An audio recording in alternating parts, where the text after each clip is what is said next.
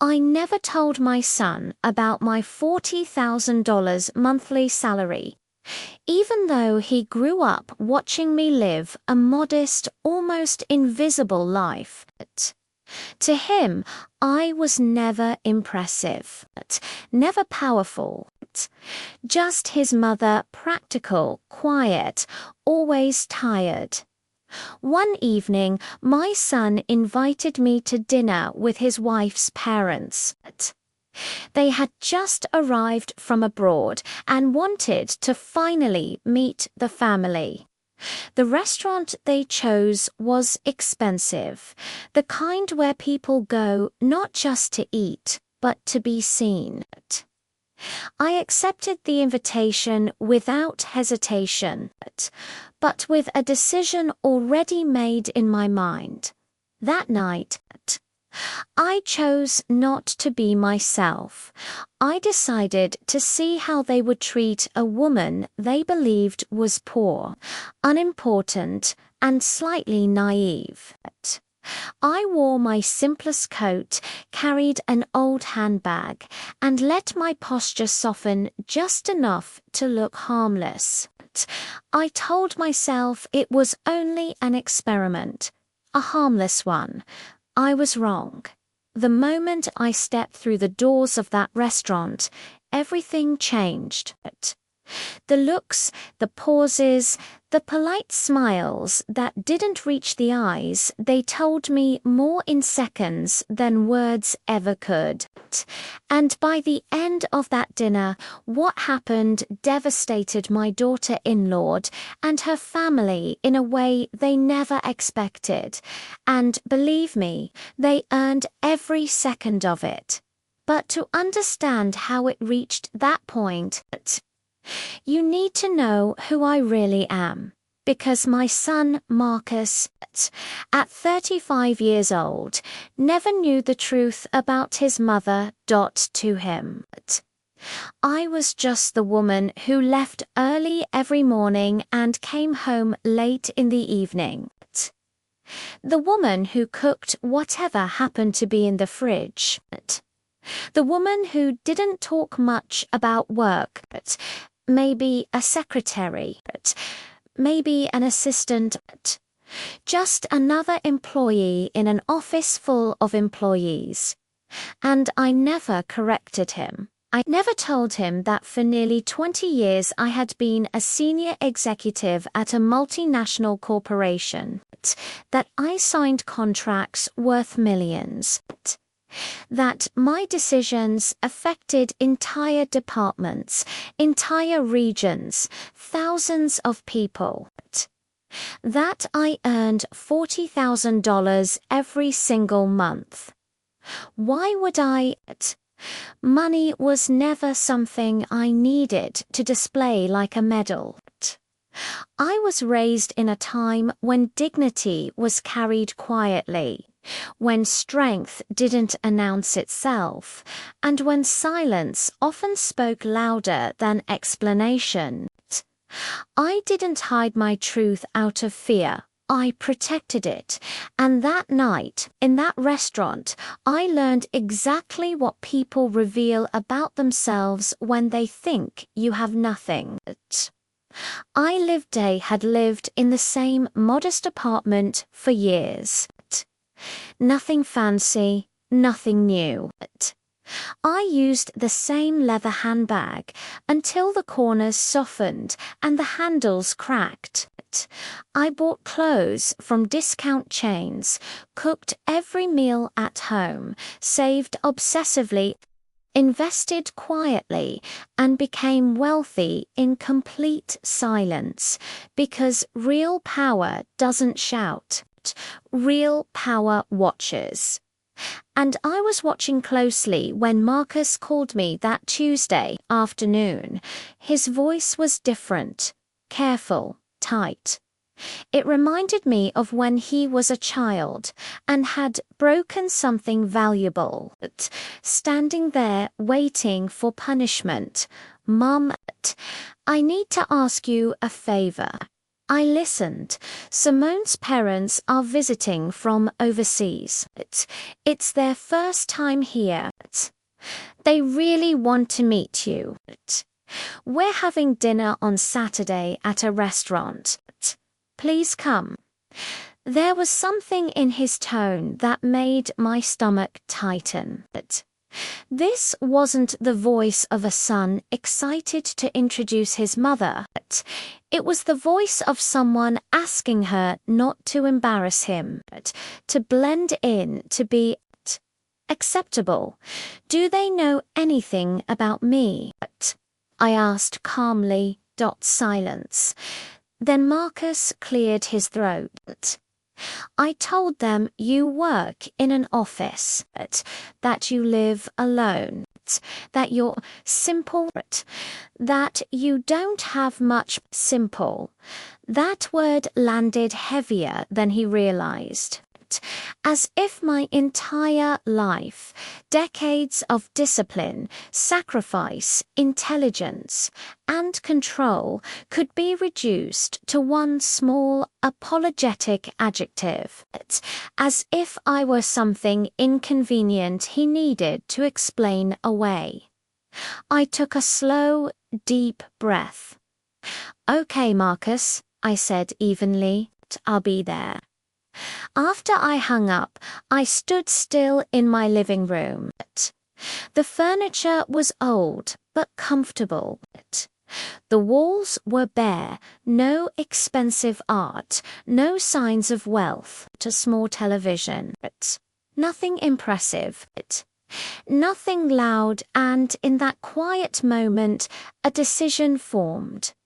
If my son believed I was a poor woman, if his wife's parents were arriving ready to judge, then I would give them exactly what they expected. I would show up as the woman they had already imagined, broke, naive, slightly desperate, a mother barely surviving. I wanted to experience firsthand how they treated someone they believed had nothing. I wanted to see how their smiles changed, how their respect shifted, how quickly kindness disappeared when there was no money to impress them. Because I suspected something. I suspected Simone and her family were the kind of people who measured human worth by numbers in a bank account. And Saturday night would confirm everything, and my instincts have never failed me. Saturday arrived. I dressed in the worst outfit I owned on purpose. A light grey dress, shapeless and wrinkled, the kind you'd find forgotten on a thrift store rack. Old, worn-out shoes. No jewelry. Not even a watch.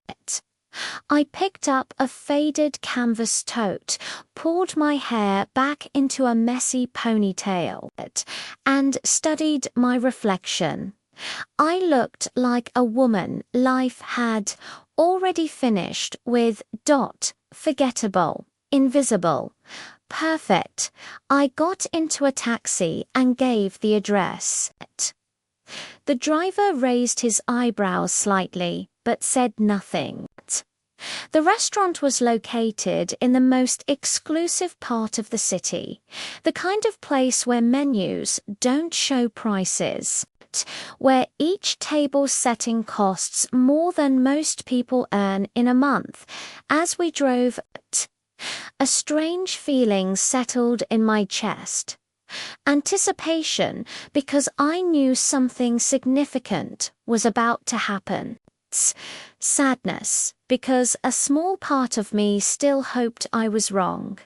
I hoped they would be kind, that they would look past the clothes, that they would see a human being instead of a label. But another part of me, the part that had spent 40 years negotiating with corporate sharks, reading faces, spotting contempt behind smiles, That part already knew what awaited me. The taxi stopped. Warm, golden lights spilled onto the sidewalk. A doorman in white gloves opened the door. Elegant couples passed by, their laughter soft, their confidence effortless. I paid, stepped out, and took a deep breath. Then I crossed the threshold, and there they were. Marcus stood beside a long table near the windows. He wore a dark suit, a crisp white shirt, polished shoes. Everything about him screamed successful, but his face betrayed him. He looked nervous, not excited, not proud, anxious. His eyes flicked toward me, then quickly away, as if already calculating the damage my presence might cause. And in that moment, I understood something painful. I wasn't just his mother that night. I was his risk. Beside him was Simone, my daughter. She wore a tailor-red cream dress with gold accents, high heels, her perfectly straight hair falling over her shoulders. She looked impeccable, as always, but she wasn't looking at me. She was looking towards the entrance with a tense, almost embarrassed expression. And then I saw them, Simone's parents, already seated at the table, waiting like royalty on their thrones. The mother, Veronica, wore a fitted emerald green dress full of sequins, jewels on her neck, wrists, and fingers. Her dark hair was pulled back in an elegant bun. She had that cold, calculated type of beauty that intimidates. Beside her was Franklin, her husband, an immaculate grey suit, a giant watch on his wrist, a serious. Both looked like they had stepped out of a luxury magazine. I walked toward them slowly with short steps as if I were afraid. Marcus saw me first, and his face changed. His eyes widened. He looked me up and down. I noticed him swallow. "Mum, you said you'd come." His voice sounded uncomfortable. "Of course, son. Here I am." I smiled timidly, the smile of a woman unaccustomed to such places. Simone greeted me with a quick kiss on the cheek. "Cold, mechanical, mother-in-law. It's nice to see you." Her eyes said the opposite. She introduced me to her parents in a strange, almost apologetic. "Dad, Mum, this is Marcus's mother." Veronica looked up, studied me, and in that instant I saw everything. The judgment, the disdain, the disappointment. Her eyes scanned my wrinkled dress, my old shoes, my canvas. She didn't say anything at first, just extended a hand, cold, quick, and a pleasure. Franklin did the same. A weak handshake, a false smile, charmed. I sat down in the chair at the end of the table, the one furthest from them, as if I were a second-asked guest. No one helped me pull out my chair. No one asked if I was comfortable. The waiter reviewed with the elegant, heavy menus written in French. I opened mine and pretended not to understand anything. Veronica watched me. "Do you need help with the menu?" she asked with a smile that didn't reach her eyes. "Yes, please." I don't know what these words mean. My voice came out small, timid. She sighed and ordered for me. Something simple, she said. Something that doesn't cost too much. We don't want to overdo it. The phrase hung in the air. Franklin nodded. Marcus labubed. Simone played with her napkin. No one said anything, and I just watched. Veronica started talking first about general things. The journey from abroad, how tiring the flight was, how different everything was here. Then she subtly began to talk about money. She mentioned Death Hotel where they were staying, $1,000 a night.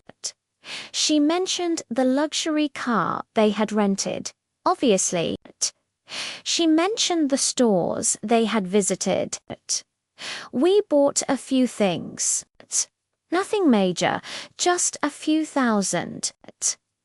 She spoke, looking at me, expecting a reaction, expecting me to be impressed. I just nodded.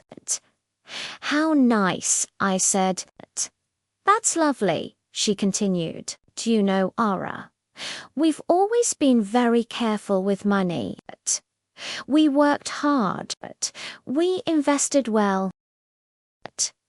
Now we have properties in 3 countries. Franklin has major businesses and I oversee our investments.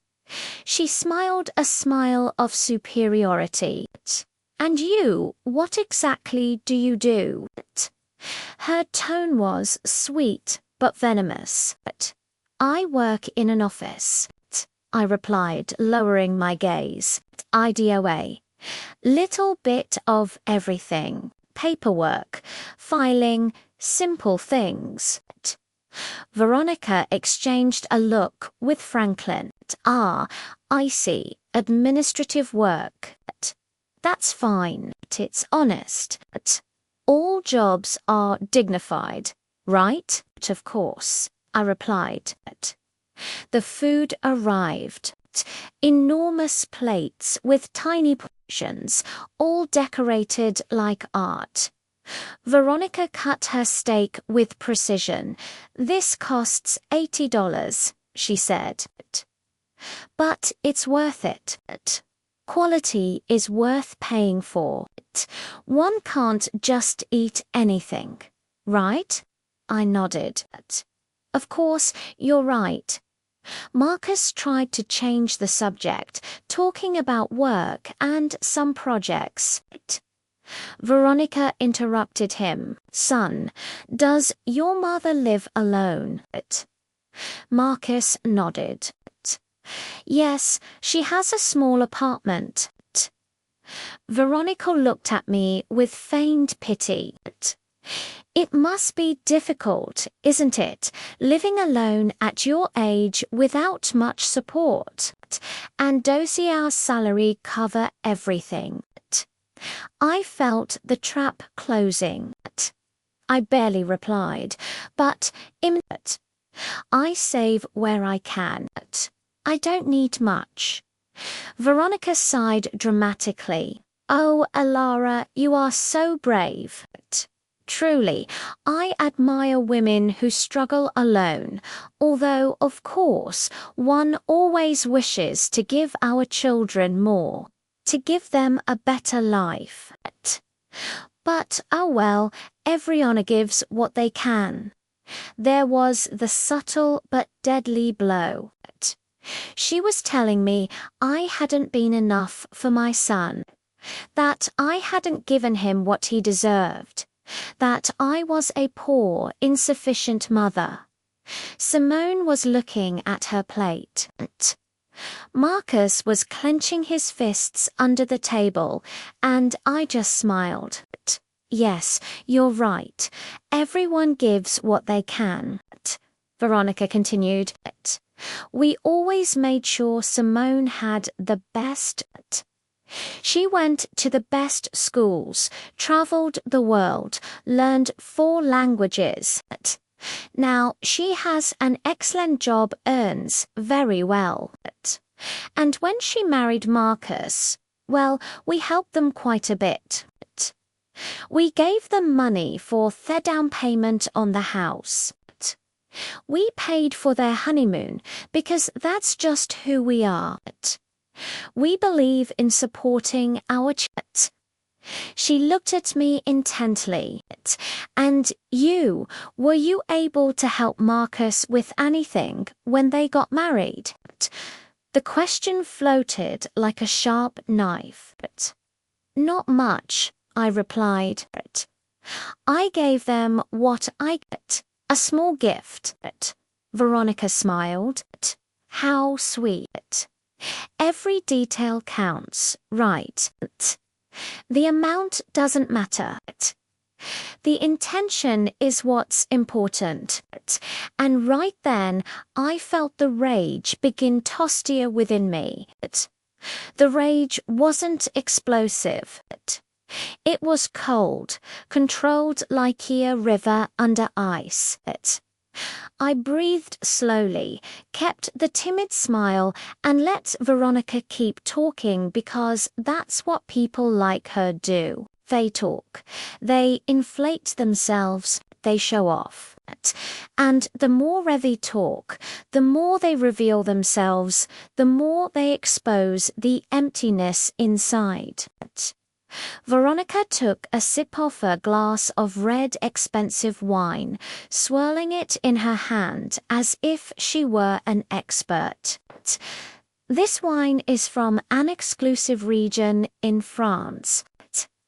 It costs $200 a bottle, but when you know quality, you don't skimp. Do you drink wine, Ara? Only on special occasions. And usually the cheapest one. I don't understand much about these things. Veronica smiled condescently. Oh, don't worry. Not everyone has a trained palate. That comes with experience, with travel, with education. Franklin and I have visited vineyards in Europe, South America, and California. We are quite knowledgeable. Franklin nodded. It's a hobby, something we enjoy. Simone is learning to share her good taste. She inherited it from us. He looked at Simone with pride. Simone offered a weak smile. Thanks, Mum. Veronica turned to me. And you, Ara, do you have any hobbies? Anything you enjoy doing in your free time? I shrugged. I watch television, cook, take walks in the park. I said calmly, simple things. Veronica and Franklin exchanged another glance. Not a casual one. Not an innocent one. It was the kind of look shared by people who believe they are superior. A silent agreement loaded with judgment. How lovely, Veronica said at last, her smile thin and polished. Simple things do have their charm. She paused deliberately, although, of course, one always aspires to more, right? To see the world, to experience new things, to grow culturally. She tilted her head slightly, but, well, I understand not everyone has those opportunities. I nodded slowly. You're right, I replied. Not everyone does. The waiter arrived with dessert, tiny portions, arranged like museum exhibits. Veronica didn't even glance at the prices. I'll have this one, she said, pointing confidently. The chef's signature. $30 for a piece of cake the size of a cookie. This is exquisite, she announced after the first bite. It has edible gold on top. She leaned forward slightly, eager to educate. See those little golden flakes? Only the best restaurants offer details like that. I looked at her dessert, then at mine. Mine was simpler, smaller, cheaper. I ate quietly. Then Veronica set her fork down. You know, Ara, she said, folding her hands. I think it's important that we talk about something as a family now that we're all here. The air at the table shifted. Her expression changed softer, almost maternal. The kind of softness people use when they're about to say something cruel and want to look kind while doing it. Marcus is our son-in-law, she continued, and we love him very much. Simone loves him, and we respect her choice. She smiled at her daughter briefly. But as parents, we always want what's best for our child. Marcus stiffened immediately. Mum, he said quickly. I don't think this is the time. Veronica raised her hand without looking at him. Let me finish, son. Her eyes returned to me, and in that moment, I knew exactly what was coming. They weren't about to talk with me. They were about to talk over me. And I let them. Because sometimes the most powerful move is silence, right before everything collapses. His isn't. She looked at me, R.A. I understand you did the best you could with Marcus. I know raising him alone wasn't easy, and I truly respect you for that. But now Marcus is at a different stage in his life. He is married. He has responsibilities. And, well, Simone, and he deserves stability. Stability? I asked quietly. Yes, Veronica replied. Financial and emotional stability. We've helped a lot, and we will continue to help.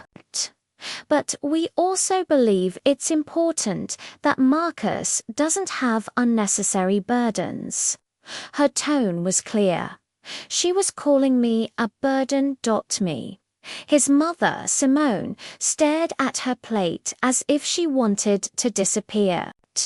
Marcus's jaw tightened. Burdens. I repeated.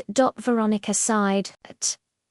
I don't want to sound harsh, Alara, but at your age, living alone on a limited salary, it's natural for Marcus to worry about you. To feel responsible for you. And that's fine. He's a good son. But we don't want that worry to affect his marriage. Do you understand me? Perfectly, I replied. Veronica smiled. I'm glad you do. That's why we wanted to speak with you. Franklin and I have thought about something. She paused deliberately. We could help you financially. A small monthly allowance.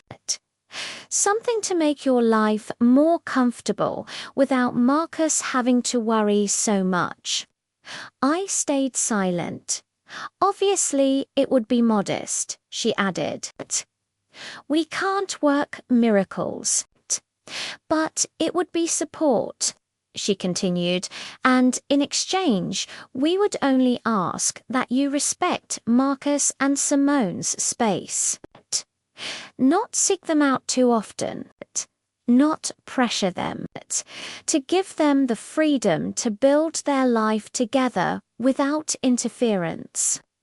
She tilted her head. How does that sound? There it was. The offer. The bribe disguised as kindness. They wanted to buy me off. To pay me to disappear from my son's life. So I wouldn't be a nuisance. So I wouldn't embarrass their precious daughter with my poverty.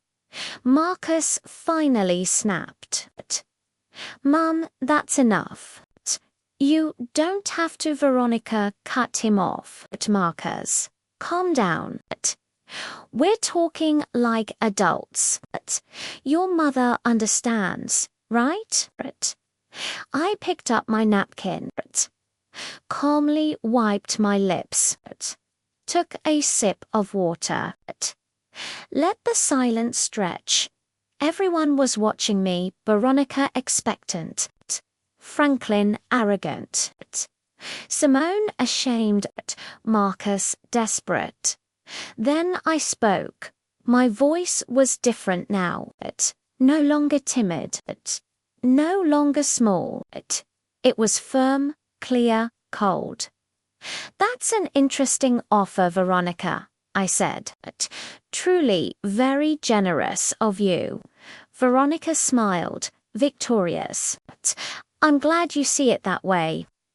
I nodded asterisk, but I have a few questions just to understand clearly. Veronica blinked. Of course, ask whatever you like. I leaned forward slightly. How much exactly would you consider a modest monthly allowance? Veronica. Well, we were thinking about $500, maybe $700, depending. I nodded. I see $700 a month for me to disappear from my son's life. Veronica frowned. I wouldn't put it like that, but yes, I responded. That is exactly how you put it. Shed adjusted in her chair. Ara, I don't want you to misunderstand. We just want to help. Of course, I said help. How did you help with the house down payment? How much was that? Veronica nodded proudly. $40,000. Actually, $40,000. $40,000. How generous. And the honeymoon. $15,000. Veronica said it was a 3-week trip through Europe. Incredible. Unbelievable, I replied. So you've invested about $55,000 and Simone. Veronica smiled. Well, when you love your children, you don't hold back. I nodded slowly. You're right. When you love your children, you don't hold back. But tell me something, Veronica. All that investment, all that money, did it buy you anything? Veronica blinked, confused. Like, did it buy you respect? I continued. Did it buy you real love, or did it just buy a beat? The atmosphere changed. Veronica stopped smiling. Excuse me. My tone became shut. You've spent the entire night talking about money, about how much things cost, how much you spent, how much you have. But you haven't asked even once how I am, if I'm happy, if something hurts me, if I need company. You have only calculated my worth, and apparently I'm worth $700 a month. Veronica put in. Yes, I interrupted her. Yes, you did. Since I arrived, you've been measuring my value with your wallet. And do you know what I discovered, Veronica? I discovered that the people who talk about money the most are usually the ones who understand its value the least. Franklin stepped in. I think you're misinterpreting my wife's intentions. I looked at him directly. And what are her intentions? to treat me with pity, to humiliate me throughout dinner, to offer me charity so I'd disappear. Franklin opened his mouth, then closed it. Marcus had gone pale. Mom, please. I turned to him. No, Marcus. Please don't. I'm done being quiet. I placed my napkin on the table and leaned back in my chair. There was no timidity left in my posture. No shrinking. I looked straight at Veronica. She held my gaze for a second, then looked away. Uncomfortable. Something had shifted. Everyone felt it. Veronica continued. You said something interesting earlier. You said you admire women who struggle alone, who are brave. Veronica nodded slowly. Yes, I did. Then let me ask you something. Have you ever struggled alone? Have you ever worked without your husband backing you? Have you ever built something with your own hands, without your family's money? Veronica hesitated. I have my own achievements. Like what? I asked calmly. Tell me. She adjusted her hair. I manage our investments. I oversee properties. I make important decisions in our businesses. I nodded. Businesses your husband built. Properties you bought together. Investments made with money he earned. Or am I wrong? Franklin interrupted, irritated. That's not fair. My wife works just as hard as I do. Of course, I replied evenly. I don't doubt she works. But there's a difference between managing money that already exists and creating it from nothing, between overseeing an empire you inherited and building it brick by brick. Veronica pressed her lips together. I don't know where you're going with this, Ara. Let me explain, I said. 40 years ago, I was a secretary in a small company. I earned minimum wage. I lived in a rented room. I ate the cheapest food I could find. And I was alone, completely alone. Marcus stared at me. I had never told him this much. One day I got pregnant. The father disappeared. My family turned their backs on me. I had to choose whether to give up or keep going. I kept going. I worked until the last day of my pregnancy. I returned to work 2 weeks after Marcus was born. A neighbor watched him during the day. I worked 12 hours a day. I paused and took a sip of water. No one spoke. I didn't stay a secretary. I studied at night. I learned English at the public library. I learned accounting, finance, administration. I became an expert in things no one taught me, all on my own, all while raising a child alone, all while paying rent, food, medicine. Veronica was staring at her plate. Her arrogance was starting to crumble. And you know what happened, Veronica? I climbed up little by little, from secretary to assistant, from assistant to coordinator, from coordinator to manager, from manager to director.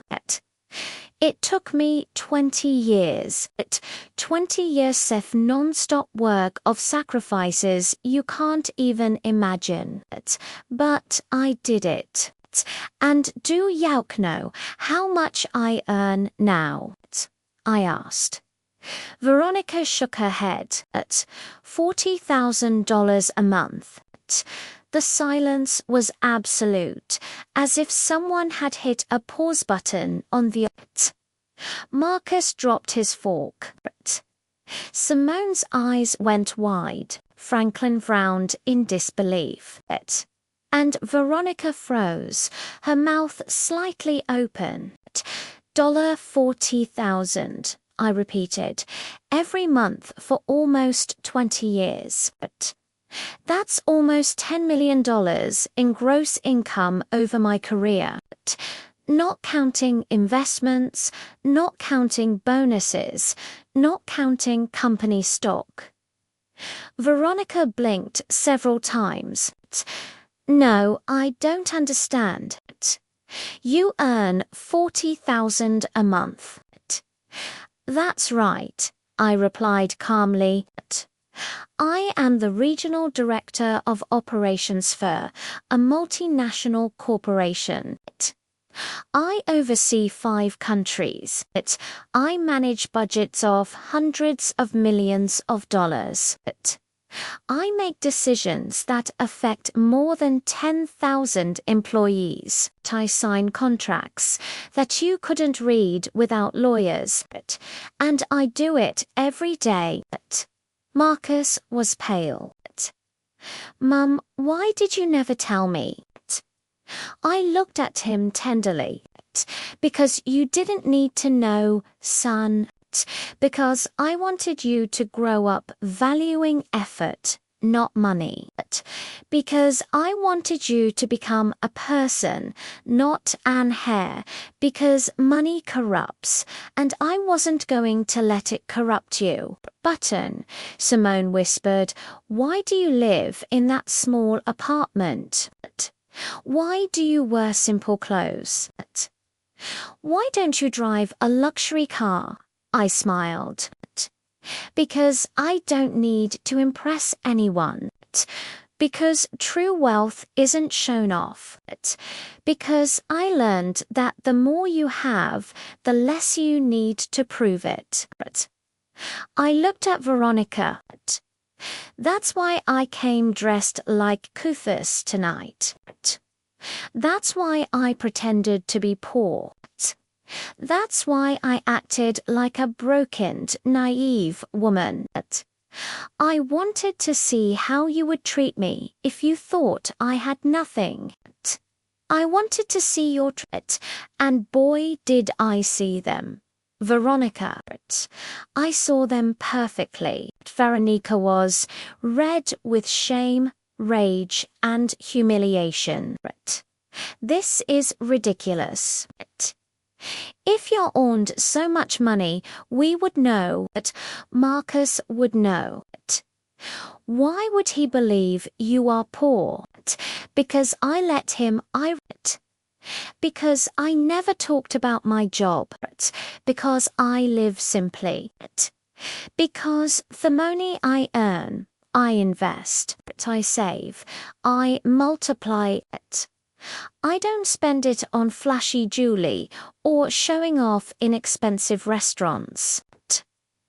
Franklin cleared his throat. Even so, this doesn't change the fact that you were rude, that you misinterpreted our intentions. Really, I looked at him fixed. I misinterpreted when you said I was a burden to Marcus. I misinterpreted when you offered to pay me $700 to disappear from his life. I misinterpreted every condescending comment about my clothes, my job, my life. Franklin didn't answer. Neither did Veronica. I stood up. Everyone looked at me. Let me tell you something that clearly no one has ever told you. Money does not buy class. It does not buy real education. It does not buy empathy. You have money, perhaps a lot, but you don't have an ounce of what really matters. Veronica stood up, furious. And you do? You who lied, who deceived us, who made us look like fools. I didn't make you look like fools, I replied coldly. You took care of that all on your own. I just gave you the opportunity to show who you are. And you did it magnificently. Simone had tears in her eyes. Mother-in-law, I know, interrupted her. You didn't know. But your parents knew exactly what they were.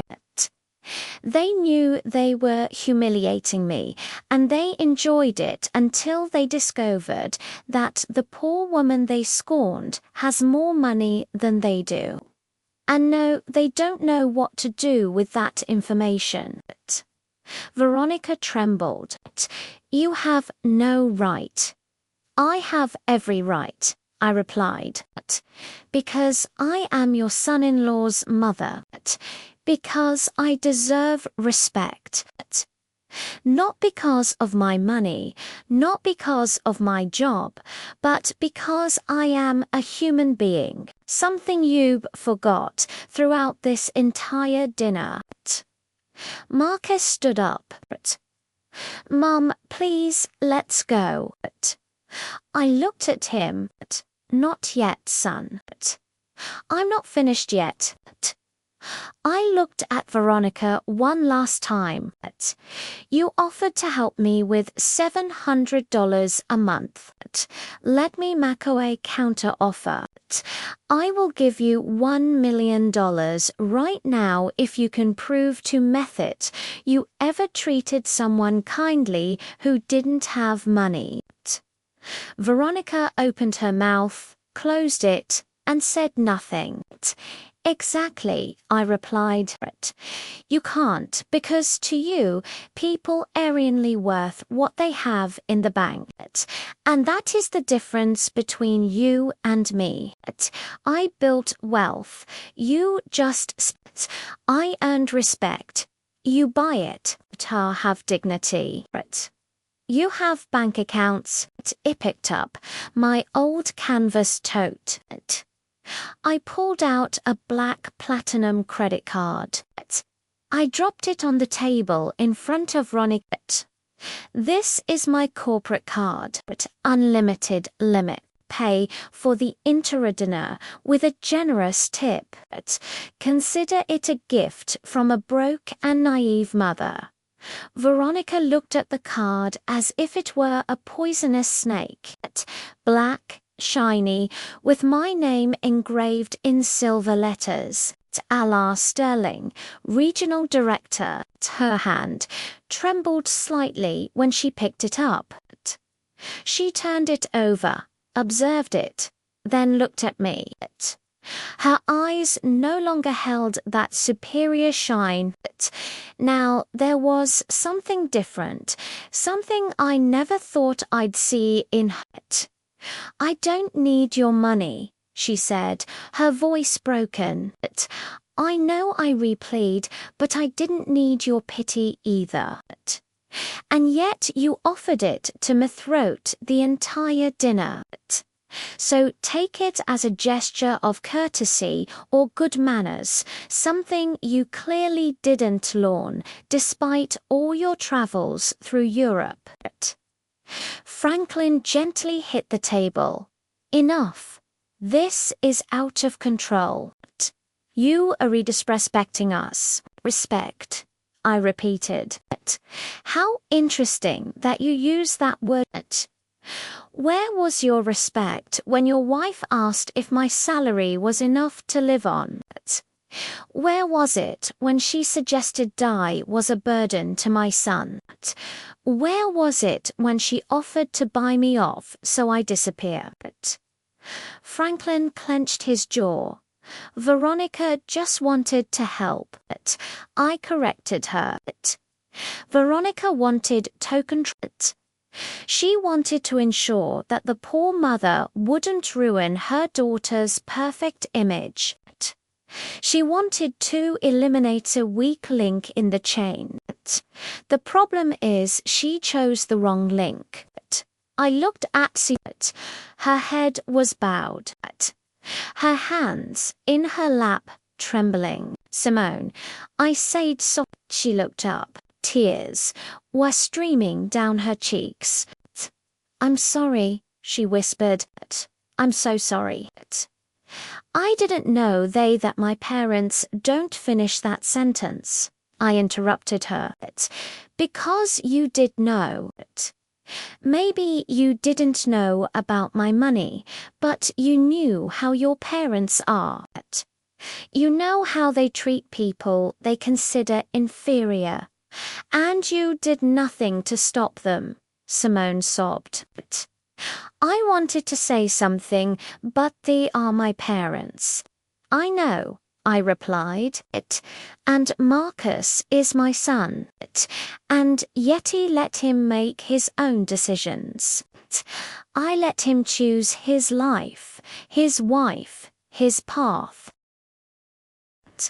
Because that is how you love, with freedom, not with control, not with money, not with manipulation.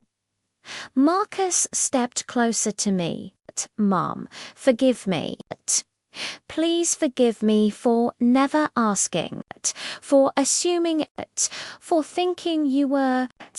His voice broke. I hugged him. You don't have to apologize, son. I did what I did for a reason. I wanted you to be independent, to value the right things, to build your own life without depending on me financially. He pulled back slightly, but I felt like I had to protect you. I worried about you. I thought you were fragile. I know, I replied softly. And that wasn't wrong. That's how you learn to care, to worry about others, to be empathetic. Those are lessons money can't buy. Marcus hugged me tightly. I'm sorry. I'm so sorry. Veronica was still standing there, stiff, watching us with a mix of confusion and contained rage. This changes nothing, she said sharply. He lied. You deceived us. You came here with hidden intentions.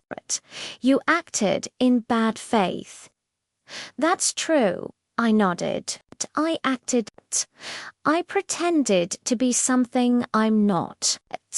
Exactly what you do every day. Franklin frowned. What is that supposed to mean? It means you hide behind your money, behind your jewelry, behind your trips, behind everything you can buy. But inside, you're empty. You don't have deep conversations. You don't have real interests. You have nothing to offer beyond a bank account. Veronica let out a dry, bitter laugh. Coming from someone who lied all night. That's hypocrisy. Perhaps, I replied calmly. But my lie exposed the truth, your truth. And now you can't hide anymore. Now you know that I saw you. That I felt every comment, that I stored every insult disguised as advice, and that I will never forget it. The waiter approached the table timidly. Excuse me, would you like anything else? Franklin shook his head abruptly. Just the check. The waiter nodded and Veronica sat back down, defeated. Her posture was no longer. It was the posture of someone who had just lost something important. And it wasn't money. It was power.ara, she said in a softer, less aggressive voice. I don't want this to ruin the relationship between orphans. Marcus and Simone love each other. They have a life together. We can't let this. I interrupted her. Lathis. What? Let this ruin your plans. Let this expose what you really think. It's too late for that, Veronica. The demoja's done. But we can fix it, she insisted. We can start over. No, I cut her off firmly. We can't, because now I know who you are and you know who I am, and that truth cannot be erased with empty apologies or fake smiles. You treated me like trash, and you did it with pleasure because you thought you could. Franklin cleared his throat. You were the one who came here lying. You provoked this situation. You're right. I nodded. I provoked this because I needed to confirm what I already suspected. That you are not good people, that your money doesn't make you better, that you are exactly the kind of people who despise others for not having same things. Veronica wiped away a tear. We are not bad people. Maybe not, I replied. But you are definitely not good, and there is a huge difference between those two things. The waiter returned with the check and left it in the center of the table. No one touched it. Veronica looked at my black card still in her hands, then looked at me. I'm not going to use your card, she said. We will pay our own bill as we always do. Perfect, I replied. Then keep that card as a souvenir, as a reminder that not everything is as it seems, that the woman you scorned all night has more than you will ever have, and I'm not just talking about money. Veronica put the card down on the table. I don't want it. I don't want your moral lecture either. I pushed it back. Keep it anyway, because something tells me you'll need it. Someday you'll run into someone like me, someone who pretends to be less than they are, and you'll make the same mistake again because people like you never learn. Franklin took out his wallet, pulled out several credit cards, all golden, all shit. He chose one and put it on the check. The waiter took it and left. No one spoke during those waiting minutes. The silence was thick, uncomfortable, and heavy. Simone cried quietly. Marcus shelled my hand. Veronica stared at the wall. Franklin checked his phone to avoid eye contact. The waiter returned. Top, sir. Your card was declined. Franklin looked up abruptly. How was it declined? The waiter repeated. Declined. Do you have another form of payment? Franklin turned red. That's impossible. That card has an extremely high limit. It must be system error. The waiter shrugged. I can try again if you like. Franklin handed him another card. The waiter left. Veronica nervously looked at her husband. What happened? I don't know, Franklin replied, irritated. It must be a bank error. Maybe they froze the account for security. It happens sometimes when you travel. I nodded with feigned understanding. Of course, those things happen. How inconvenient. The waiter returned again. I'm sorry, Sir. This one was also declined. Franklin stood up. This is ridiculous. I'm calling the bank right now. He stormed out of the restaurant. Veronica remained seated, ashamed, humiliated. This has never happened to us, she murmured. Never. What terrible timing, I commented with emotion. Marcus looked at the check. Ma'am, I interrupted him. You are not paying for anything. I took out my wallet, a simple old leather wallet. I pulled out an. This one was not black. It was transparent, made of heavy metal. A card that less than 1% of people in the world possess. I put it on the table in front of Veronica. She looked at it. She recognized what it was. That's a Centurion card. That's right, I replied. American Express exclusive invitation. Minimum annual spending requirement of $250,000. $5,000 annual fee just for having it, and benefits you can never imagine. Veronica said nothing.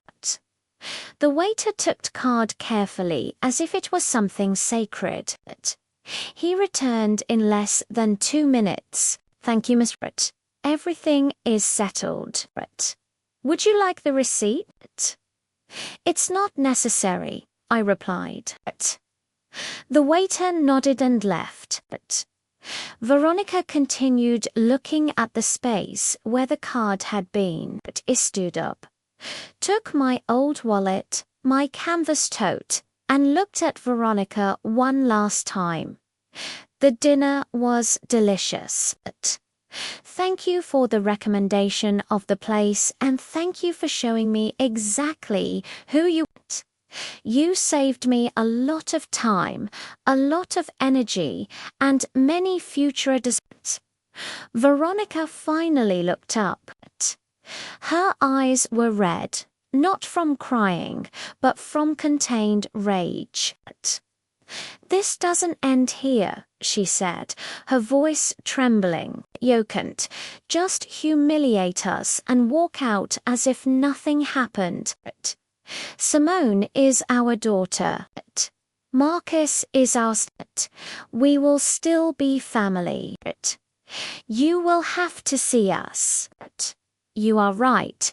I smiled. I will have to see you at birthdays, Christmases, and family gatherings. But now I will see you differently. I will no longer wonder what you think of me. I already know. And you will know that I know. And you will live with that. Every time you see me, every time you pretend to be kind, you will remember this night. Franklin returned to the table. His phone was in his hand. His face was pale. There's a problem with the account, he said. A temporary block for security. It will be resolved tomorrow. He looked at the table. Did they pay already? Yes, Veronica replied without looking at him. She paid. Franklin looked at me. His pride was shattered. Thank you, he murmured. It was barely audible. You're welcome, I replied. That's what family is for, isn't it? To help each other, especially when someone needs a small allowance, say $700 or, in this case, $800, which is what this dinner cost. Franklin closed his eyes. Veronica clenched her fists in her lap. Marcus approached. Mom, let's go, please.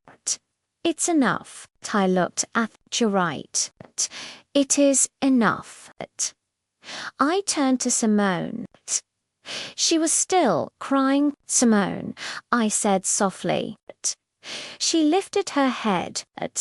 You are not to blame for how your parents are.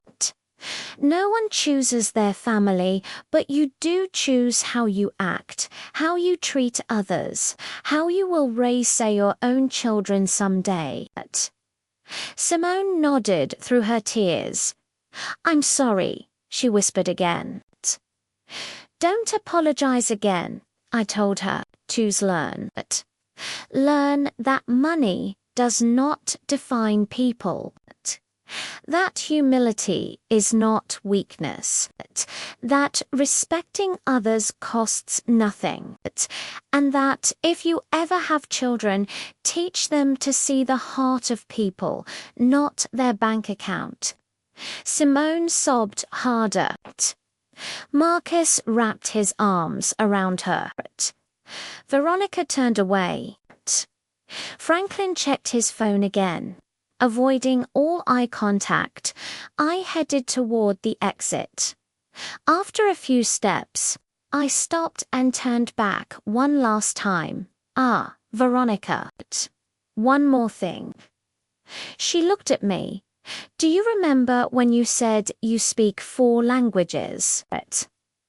Veronica frowned. What does that have to do with anything? Just curious, I replied. In which of those 4 languages did you learn to be kind? Her lips parted, but no words came out. Exactly, I said. You can speak 100 languages and still say nothing worth listening to.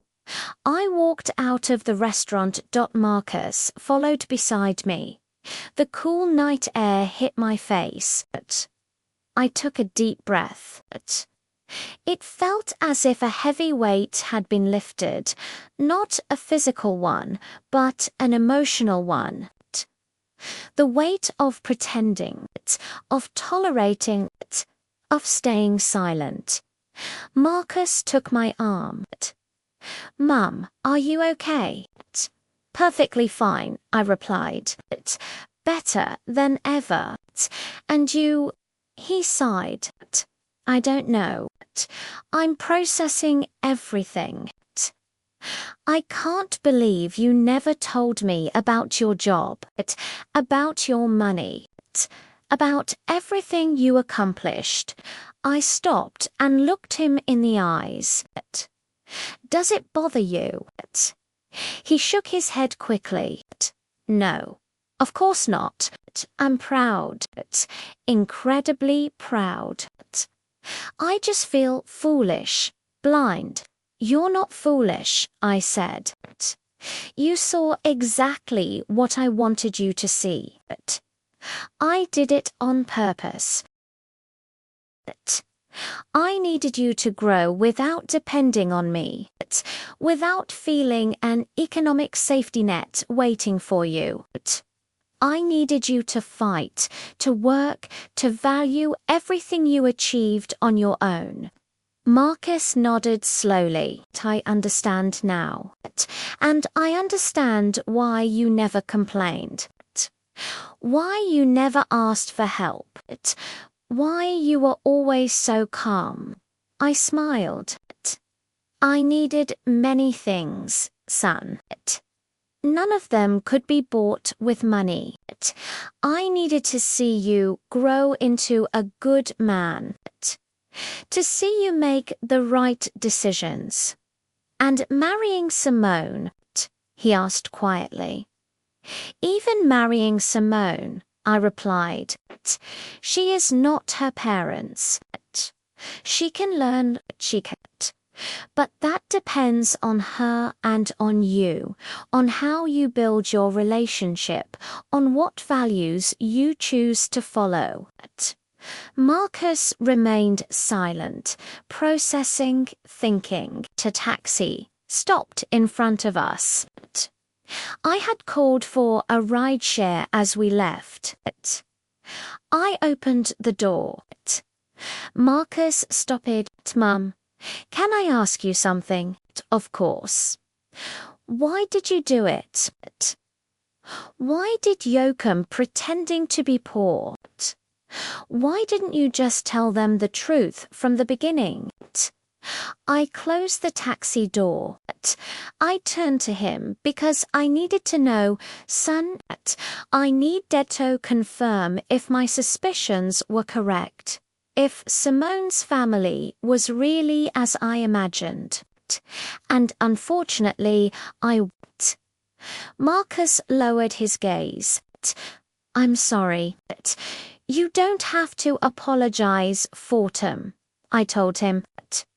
But you do have to decide what kind of husband you want to be, what kind of father you want to be. What do you mean? He asked. I mean that you have just seen two very different ways of handling money and power. Your in-laws' way and mine. They use it to control, to humiliate, to feel superior. I use it to have freedom, to help without showing off, to live peacefully. You decide which path to follow. Marcus slowly nodded. I opened the taxi door again and got in. I rolled down the window. Marcus came closer. Mum, one last question. Tell me, are you ever going to forgive Veronica and Franklin? I thought about it for a moment. Forgiving doesn't mean forgetting, I replied. Nor does it mean allowing it to happen again, Timite. Forgive them someday when I see a real change, when they start seeing people, not as numbers. But until then, I will simply be polite, distant, and extremely cautious. And me. Marcus asked, do you forgive me for not asking, for assuming, for asking this dinner to happen? I looked at him tenderly. Son, there is nothing to forgive. You did what you thought was right. You wanted your family to meet. That is beautiful. What happened afterward was not your fault. It was theirs and a little bit mine too, because I decided to play their game. Marcus smiled weakly. You won. I won. I nodded. But I don't feel I feel tired and sad because I confirmed something I didn't want to confirm, that some people will never change, that some families are broken even if they have money, that there are voids no bank account can fill. The taxi driver cleared his throat. Ma'am, should we go? Yes, I replied. Give me 1 second. I looked at Marcus one last time. Go to Simone. Talk to her. Listen to her. Support her. But also be honest. Tell her how you felt tonight. Tell her what you expect from her family and from her. Because if you don't establish boundaries now, this will happen again. I will. Marcus promised. I love you, Mum, and I mean it more now than ever, because now I know who you really are, and you are incredible. Ismailed. I love you too, son. I always have. I always will, no matter how much money I have or don't have, because love has no price. And that is a lesson Veronica and Franklin will never learn. Marcus stepped away from the taxi. I gave a signal to the driver. Can we go?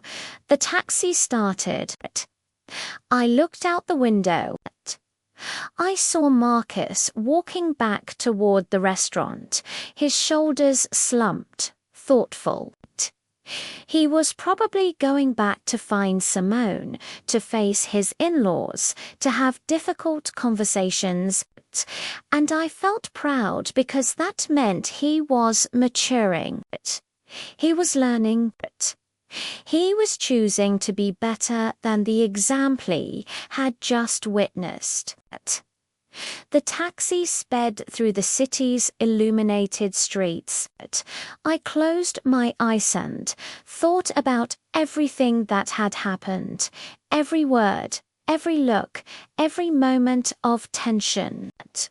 And I wondered if I had been too harsh, too cruel, too vengeful. Button.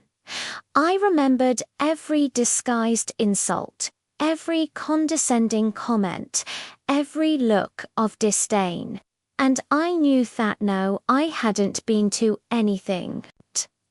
I had simply been honest. Finally, the taxi was crossing the empty streets of the night. The lights of the buildings flashed quickly past the window. I opened my old canvas tote and took out my phone. A simple phone, nothing ostentatious, nothing attention-grabbing. I had 3 unread messages, one from my assistant asking about a Monday meeting, another from a colleague congratulating me on a closed contract, and one from an unknown number. I opened the unread. It was from Simone. Mother-in-law, please forgive me. I didn't. No, my parents would be like that. I am ashamed. I need to talk to you, please. I looked at the message for a long time. I thought about responding. Then I decided not to. No, she still needed time. She needed it, too. Words rushed out of guilt rarely mean anything good. True changes take time, reflection, and consistent action. I put phone aside. The taxi driver looked at me through the rearview mirror. Excuse me for asking, ma'am, is everything okay? I looked up at him. Yes, everything is fine. Why? Well, your guts in very quietly, and normally the people who come out of that restaurant are happy. Talking about how delicious dinner was. You came out as if you had been in a war. I smiled slightly. Something like that. Was it that obvious? He shrugged. I've been driving a cab for 20 years. I've seen it all. Drunk people, people fighting, couples breaking up, families arguing. And you have that look of someone who just said something they'd been keeping inside for years. You're perceptive, I told him. It's my job, he replied. Plus, it helps pass the time.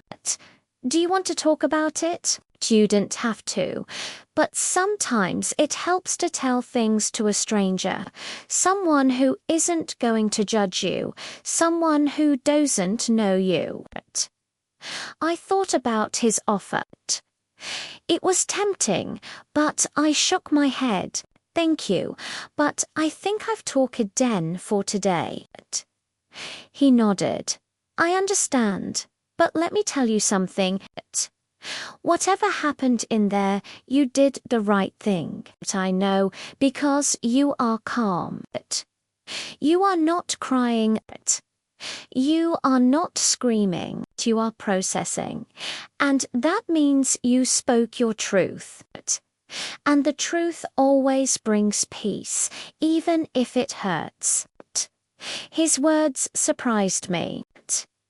He was an older man, maybe 60 years old, with grey hair and working hands. A simpleman like the one I pretended to be. Do you believe in the truth?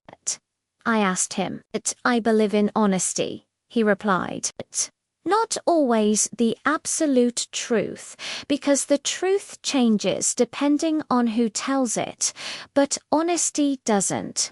Honesty is saying things the way you feel them, without masks, without lies, even if it hurts, even if it makes things awkward, even if it costs you something. I nodded. My wife always told me I was too direct. He continued that I said things without a filter, that I hurt people without meaning to, and maybe she was right. But she also told me that she never doubted me because she knew that what came out of my mouth was real. Not calculated, not manipulated. Just real. I smiled. She sounds like a good woman. She was, he replied. She died 5 years. I'm sorry, I said sincerely. He shook his head. Don't be sorry. We had 40 years together. 40 years of honesty, of fights, of reconciliations, of flaws, of tears. And not once did I go to sleep wondering what she really thought, because she always said it, and so did I. That is a gift. You're right, I murmured. It's a gift. The taxi stopped at a red light. Can I ask you something personal? The taxi driver asked. Go ahead. Are you rich? The question took me by surprise, not because of the question itself, but because of the direct way he asked it. Why do you ask that? Because I picked you up from a $1,000 per person. But you dress like someone who shops at discount stores. You have an old bag, worn-out shoes, but you talk like an executive. You move like someone with power.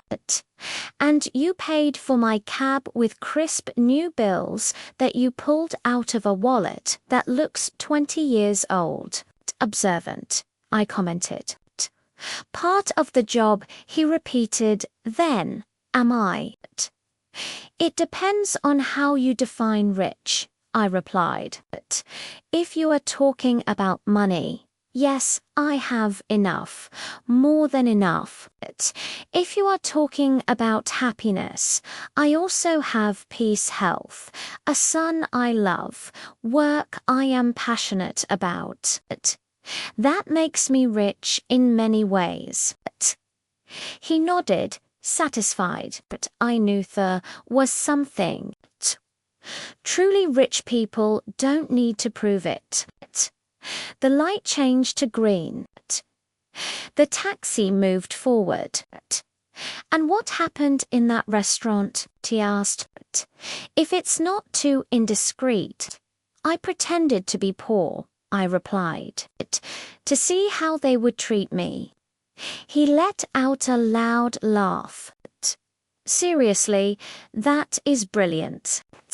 And how did they treat you? Like trash, I said without emotion. They humiliated me. They offered me arms. They treated me as if I were invisible, less than human. He stopped laughing. I'm sorry. That must have hurt a little, I admitted. But it also confirmed something for me, that I was right about those people, that they weren't worth my time, that they didn't deserve my respect, and now they know it. Now they know who I am, and they will have to live with that shame. The taxi driver whistled softly. That must have been epic. It was. I smiled. We arrived at my building. An older middle-class building. Nothing luxurious, nothing impressive, but comfortable, safe home. The taxi driver parked and looked at the building. You live here? I live here, I confirmed. He shook his head, astonished. You truly are special. Most people with money move to expensive areas, to buildings with doormen, private security, gyms, and you live like a normal person. I am a normal person, I replied. I just have more money than most. But that doesn't make me different. It doesn't make me better. Money is just a tool, not an identity. He smiled. I wish more people thought that way. The world would better. I took out my wallet. How much is it? $30, he replied. I gave him a $100 bill. Keep the change, ma'am. This is too much. It's not, I said. You listened to me. You gave me perspective. You reminded me that there are still good people. That is worth more than $70. He took the bill carefully. Take it. Truly, thank you. Thank you, I replied, and take care of that honesty. It's rare. It's valuable. Don't lose it. I won't, he promised. I got out of the taxi, closed the door.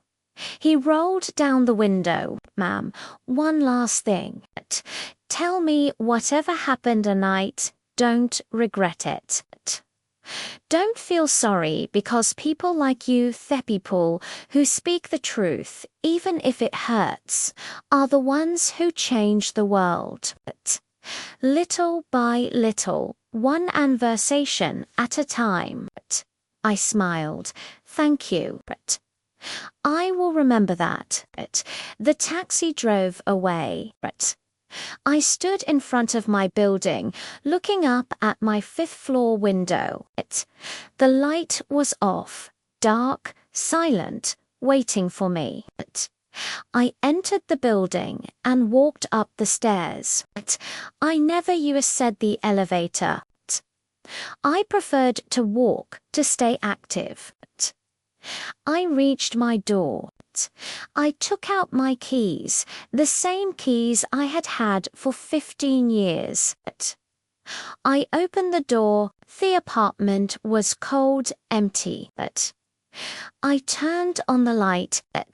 Everything was in its place. The simple living room, the small kitchen, the dining room with mismatched chairs, the walls without and I felt at peace because this place was mine, truly mine, not bought to impress, not decorated to show off, simply a space where I could be myself without masks, without I took off my old shoes, took off the wrinkled grey dress, and put on comfortable clothes and old soft familiar pajamas.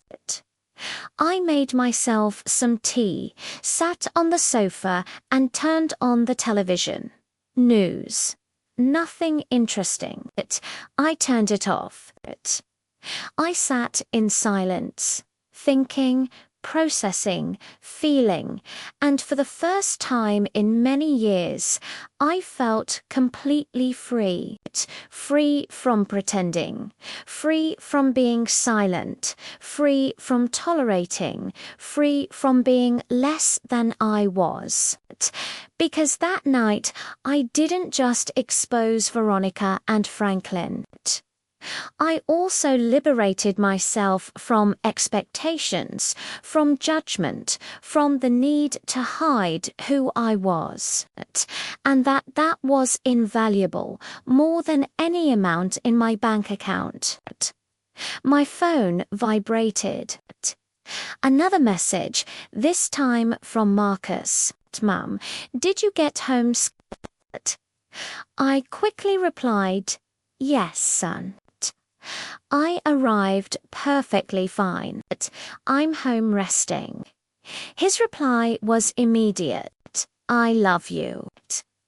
Thank you for everything, for being who you are, for teaching me, for never giving up. I closed my eyes.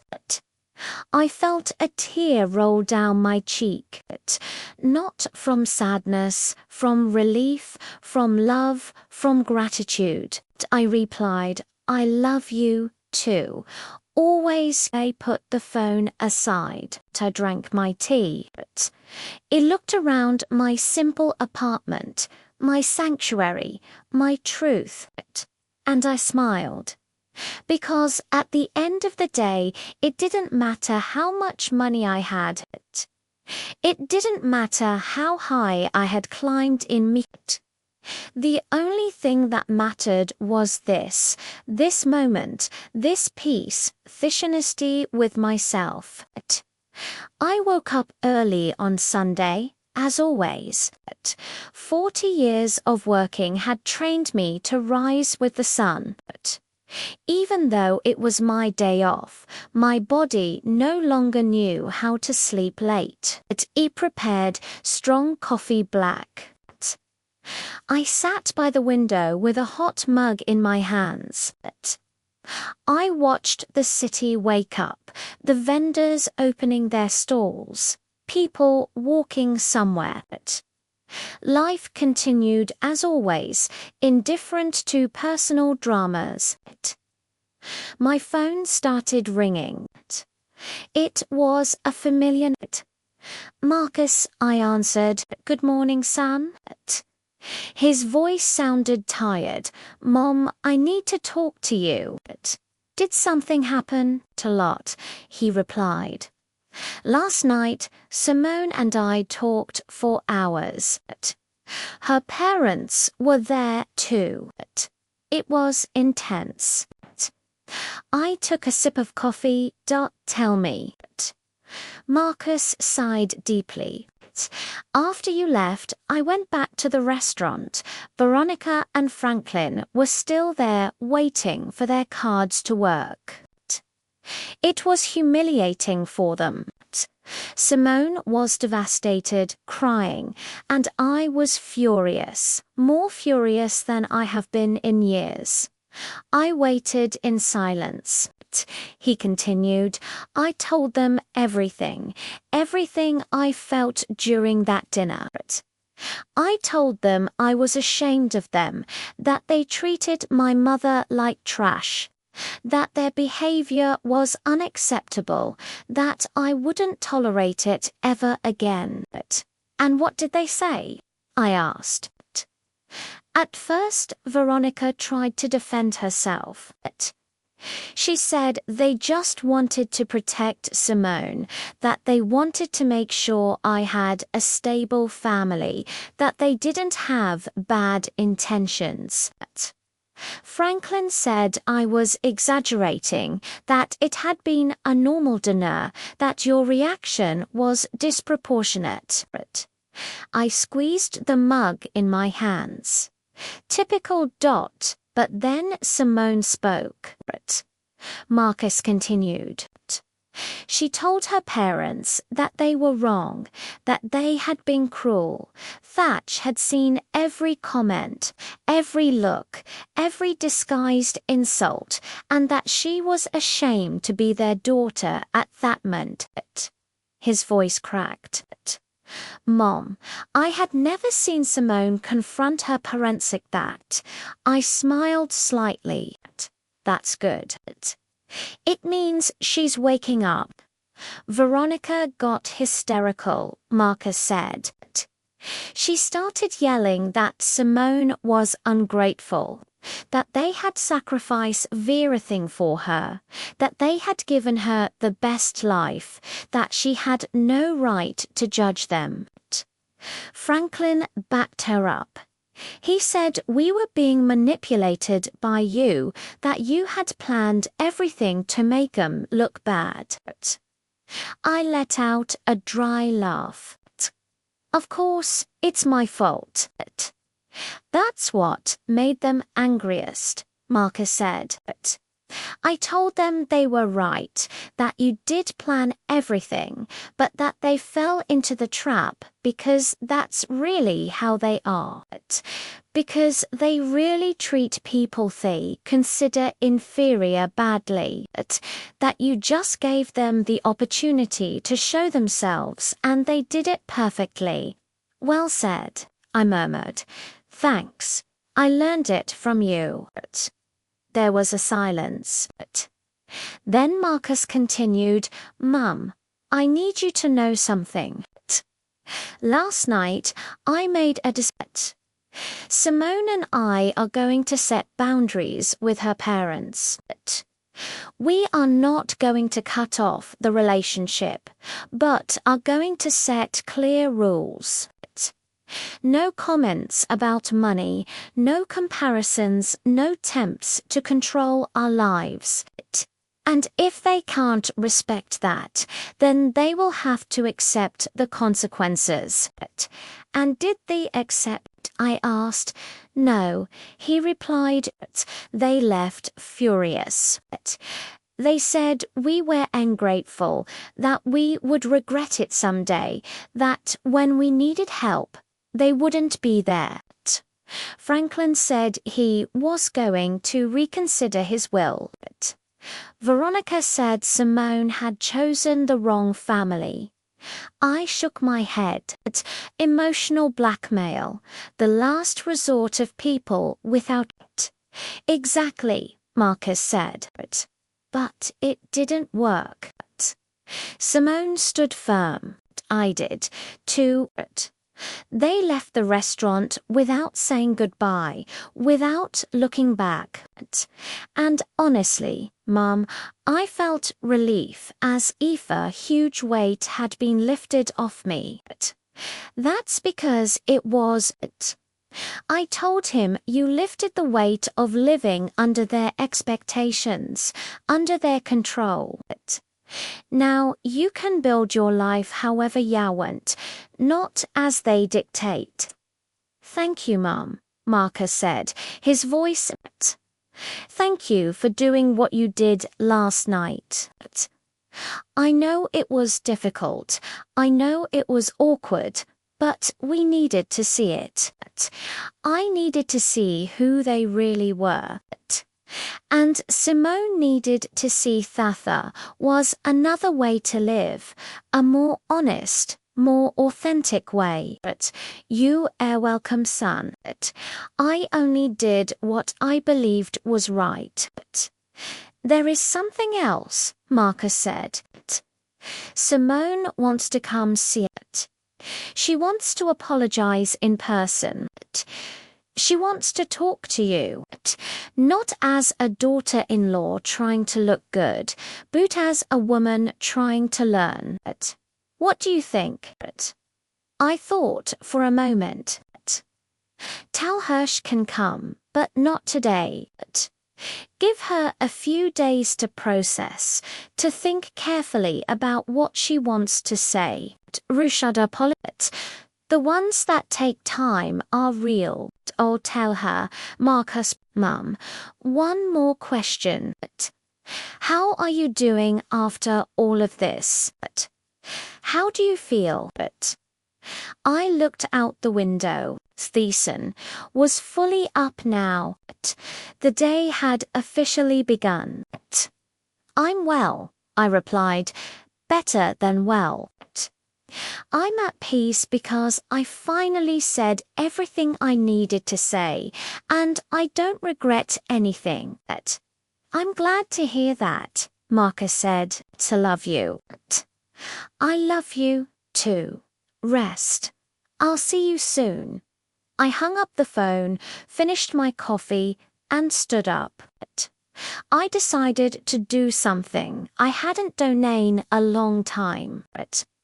Go for a walk aimlessly, without rushing, just walking, and I dressed in comfortable clothes, old jeans, a simple top, worn. I grabbed my keys and went out. The streets were full of life, families strolling, children running, couples holding hands, vendors offering food. The smell of fresh bread filled the air. I walked through the nearby park and sat on a bench watching people pass by, and I realized something. Mostov. These people probably didn't have much money. They lived with just enough, worked hard, and struggled every day. But they smiled, hugged each other, and enjoyed the moment. And then I thought about Veronica and Franklin with all their money, their properties, their trips, their jewels. But were they real? Or were they just busy trying to prove something, trying to fill a void with material things, trying to buy value, respect, and love? Things that could never be bought. An older woman sat down next to me. "Good morning," she said with a smile. "Good morning," I replied. "Beautiful day, isn't it?" she commented. "Very beautiful." I nodded. She took bread from her bag and started feeding the pigeons. "I come here every Sunday," she said. "It's my moment of peace before the week gets crazy again." "I understand that," I said. I needed a moment of peace to difficult week, she asked. "Something like that," I "More like a difficult night." She nodded wisely. "Sometimes a single night can change everything." "You're right," I murmured. "Can I give you some advice?" "Go ahead," she smiled. "Look at those pigeons. Big, small, pretty, scruffy, they all eat from the same bread. None thinks they're better. Humans invent false hierarchies. Pigeons just live. We should learn from them." I laughed.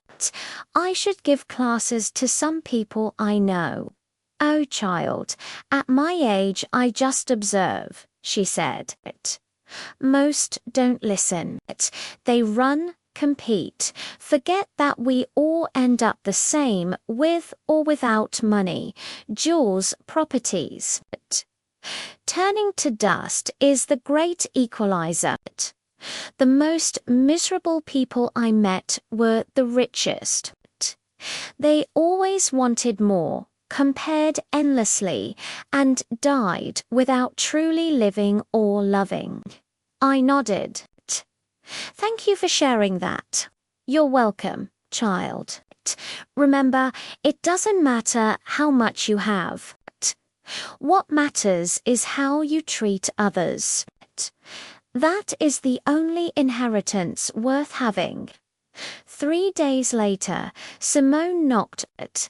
No makeup, hair in a simple ponytail, jeans, plain top. Vulnerable, mother. "May I come in?" I nodded. She entered, observing my simple apartment. She sat, I waited. "I came to apologize and explain," she began. "My parents grew up poor overseas, without electricity, without running water. They saw hunger, death, and promised never to be poor again. Franklin built his business from scratch. Money meant survival, security, never returning to that place. Trauma shapes people. I understand, I said, but that doesn't excuse their behavior. I know, she said, and I want you to know I saw everything. Every comment, every insult. I stayed silent because I was taught that contradicting them was ungrateful. Now I see love isn't control. That family isn't blind obedience. Marcus helped me see it. You helped me see it. That night at the restaurant, when you revealed yourself, it felt like a blindfold was lifted. I saw another way to live, where money doesn't define worth. Humility is strength. Authenticity is wealth. I sipped water. I didn't come to change you. I came to protect myself.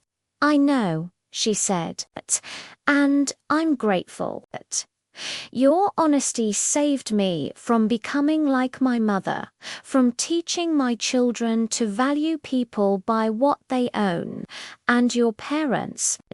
I asked, furious, hurt, humiliated.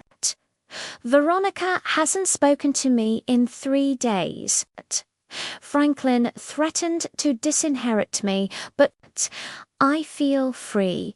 That means you made the right decision. Simone nodded. Marcus and I set boundaries. They can be part of our lives only if they respect us. If they can't, it's a distant relationship. That's sad, I said. Very sad, she agreed. They have so much and enjoy nothing. They count possessions but have no peace, no real connections. She looked at me. How to live with dignity, be rich without proving it, have peace, be strong without cruelty. I smiled. I can't teach that. It's learned by living, falling, getting up. I can only share experience. The path isn't easy. You'll face judgment. But living true to yourself brings peace more valuable than any money. I want to try, she said. Not just for Marcus, but for me. Then do it. Little by little. Question habits, motivations. Is it for you or for others? Does it bring peace or just appearance? Simone nodded. Change your parents. I asked. I don't know. They don't see a problem. But you can break the cycle. I will, she promised. Don't rely on my guidance. Listen to your internal compass, the voice you silenced for years. Trust it. Follow it. She wiped tears. Thank you. For your honesty, patience, for not giving up on us. Nothing to thank me for, I said. Promise me one thing. Teach your children the value of people, not price. Teach empathy, humility, kindness. Worth everything, costs nothing. I promise, she said, with all my heart. We hugged, honest, warm, no masks. She left an hour later, lighter, freer, hope in her eyes. I sat back, looked around my simple apartment, and smiled. This was enough. Everything. My phone buzzed. Marcus, Mum, thank you for welcoming Simone, for listening. I love you more than words can express. I love you too, son. Always, I replied. I watched the sunset, and I realized true wealth is not what you have, but how much peace, joy, love, and authenticity surround you. Veronica and Franklin had millions. I had this tranquility, truth, love for my son, infinitely richer. I never pretended to be poor again. I had learned, seen, and liberated what I needed. Veronica and Franklin remained rich in money, poor in spirit. Not my problem. I had spoken my truth, set boundaries, protected my peace.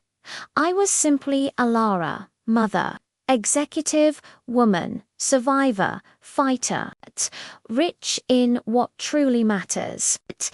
And that was enough, everything.